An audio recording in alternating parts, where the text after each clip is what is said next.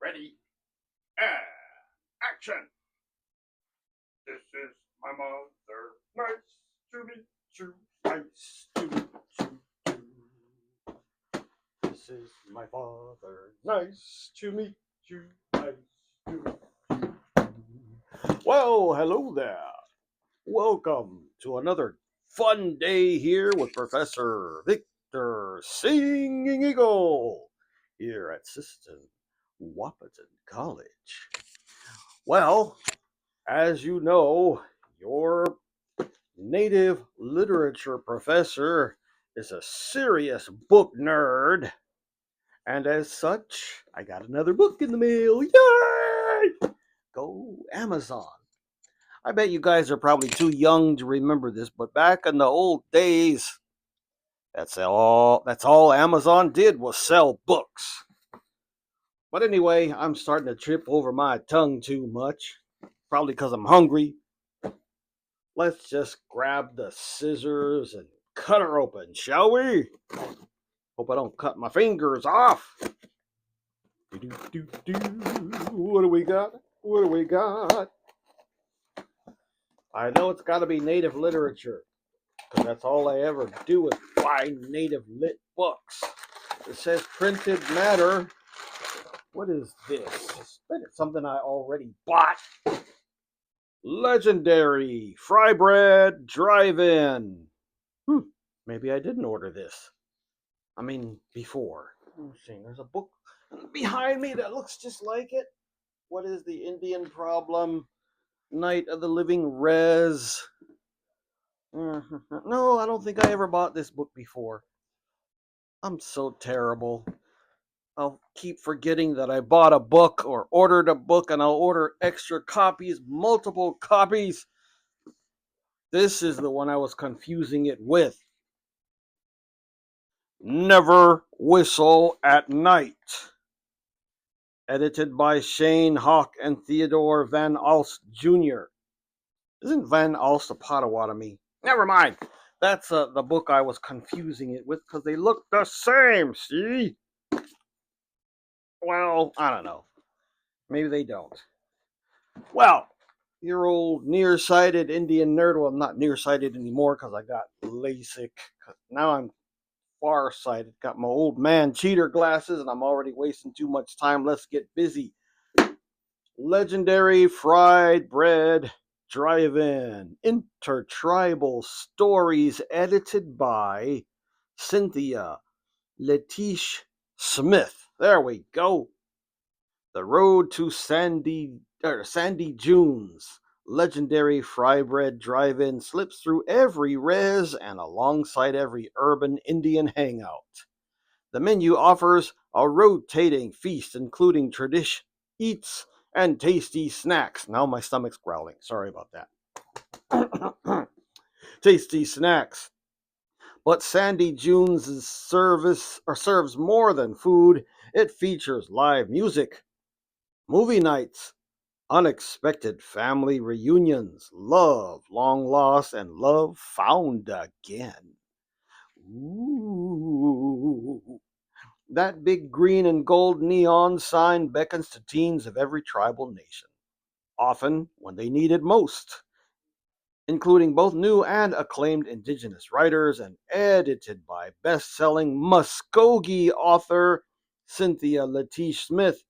This collection of interconnected stories serves up laughter, love, native pride, and the world's best fry bread. Right on. It says this by Heart Drum Press, which probably means this is a juvenile fiction. Let's see. Let's read the back of the jacket. It says here, Cynthia Leitich Smith is the best-selling acclaimed author of books for all ages, including Rain Is Not My Indian Name, Indian Shoes, Jingle Dancer, Firefly Season, On a Wing and a Tear, Sisters of Never Sea, the Blue Star series, Harvest House, and Hearts Unbroken, which won the American Indian Youth Literature Award. Cynthia is also the anthologist of ancestor-approved intertribal stories for kids and was named the NSK Neustadt Laureate. She is the author, curator of Heart Drum, a native-focused imprint at Harper Collins Children's Books, and served as a Catherine Patterson Endowed Chair on the faculty of the MFA program in Writing for Children and Young Adults at Vermont College of Fine Arts. Cynthia is a citizen of the Muskogee Nation and lives in Austin, Texas, and Denton, Texas. Goody, goody gumdrops. Man, I need to publish, but I don't think I have the guts to do a kid's book, Heart Drum Press, an imprint of Harper Collins. Only kid's book I'd ever write is one for my grandson, telling stories about a Potawatomi. Never mind, let's see, we got a forward. I always skip forwards because a lot of times they give away the plots. There's a contents page. Let's just jump over to Maybe It Starts by Kate Hart. Maybe it starts with the cellar. Maggie hates the cellar, not because it's dark and wet and full of spiders and who knows what else, and not because it's always scary weather that necessitates entering its depths. She hates the cellar because it almost made her parents get divorced. When they moved out of their apartment into a real house, Dad wanted a smaller, cheaper one that came with a basement. And he told Mom he'd only buy this one if she agreed to use her tribe's assistance program to get a shelter installed. Whether Mom objected more to the help itself or the fact that her non-native husband called the Chickasaw Nation her tribe, her parents didn't speak to each other for days. And even after they bought the beautiful house in Fayetteville Historic District, the cellar felt code for dark, unsettling times. So Maggie really does not want to go to the cellar. She could just stay in the house. Her parents gone on weekend getaways to Kansas City and they'd never know. But the rules had been drilled into her since childhood. Fayetteville is Tornado Alley adjacent in the Arkansas hills just east of the Oklahoma border. And since her parents are Okies by birth, they take frequent watches and warnings seriously. The worst systems seem to break up and go around the mountains, but you just never know when the weather will roll a strike. And at that moment, it sounds like a wild night at Ozarks Lanes all around her. Even a warning doesn't mean she has to go to the cellar, though. The real indicator is a local newscaster. If they name your town, pay attention. Your neighborhood, put on your shoes. Your street, get your butt underground. And they definitely mention Fayetteville Historic District, so Maggie takes her butt outside to the cellar along with her phone, even though it's almost dead. Pausing on the front porch steps, she checks one more time to see if Mom has apologized. Ha! Or sent a text pretending that nothing happened. Much more likely. But there's no. Ow! She grabs her head. It's hailing. Muttering profanity, she races across the lawn to open the cellar door, holding it cracked to watch from inside. Hail piles up into ice drifts, growing from pellets to ping pong balls. When a gust yanks the handle out of her grasp, she decides to batten down the hatches, latching it behind her and inspecting her surroundings via phone flashlight. Not much to see, just concrete walls with a built-in bench. It's not a real cellar. No shelves for preserves or rations for nuclear fallout. Just a temporary safety pod. Running a hand through her wet hair creates a grim mental picture emerging from the shelter to find reporters in the neighborhood trying to interview her while she looks like a bedraggled cat. At least she's dressed and not in her PJs. The same meme makes the rounds every storm to tornado season. PSA. Bras on, teeth in. Crash! She shrieks as something hits the door with a bone-rattling impact. The wind is impossibly louder, throwing debris against the door like a machine gun. That is why Mom used to add bike helmet to the storm list when she was little. A mattress over the bathtub only protects so far from blunt force trauma. She hasn't been this scared of a storm since she was a kid. Maggie sits on the hard bench and wraps her arms around her knees. This storm is bad, she types, just in case Mom gets a winter or a weather alert. I'm safe in the cellar. I'm going to stop it there. I'm going to see what else we got. That was Maybe It Starts. That's the very first story. What else we got? House of Stray Cats by Eric Gansworth. Ooh. I'm going to go faster. Let me see what else we got. Uncle Max. Go on up. I'll follow you right behind. House of Stray Cats. Now, what else we got? Ooh, that's a long story. I'm not reading that. Not right now. Muskogee Joy, Marcella Bell. She was walking alone, just like the morning Cheeto had almost accidentally run her over with his truck. Petite and black with hundreds of tiny braids cascading down her back. She walked with unexpectedly long strides, eating up the pavement while looking straight ahead, body framed by late afternoon summer sunlight. She was always freaking alone. She was in the Muskogee Audio Visual Society, MAVS for short, the indigenous web content creation group he'd founded at the beginning of the school year, but every time he saw her outside their meetups, she was by herself. How was that even possible? Drumming his fingers on his steering wheel as he came to her, Cheeto made an irritated sound in the back of his throat and pulled over. He pressed down the sidewalk side of his window button. Get in, Harry, he said. I'm giving you a ride. You're going home, right? Hey, Cheeto, she said, coming to a stop. I am. She went on. But you don't need to take me. It's not that far. I know how far it is, Harry. I've been to your house. A lot, he didn't add, back in September when she had volunteered her place to be HQ for Mav's weekly meetings. They'd kind of made her house famous. Hop in, the distance is even shorter on wheels. I don't think that's how distance works, she said, but sure, thanks. Before, she might have smiled at him as she said it, but not today. She hadn't smiled at him a lot since that day they'd kissed, and then he told her he didn't want a girlfriend.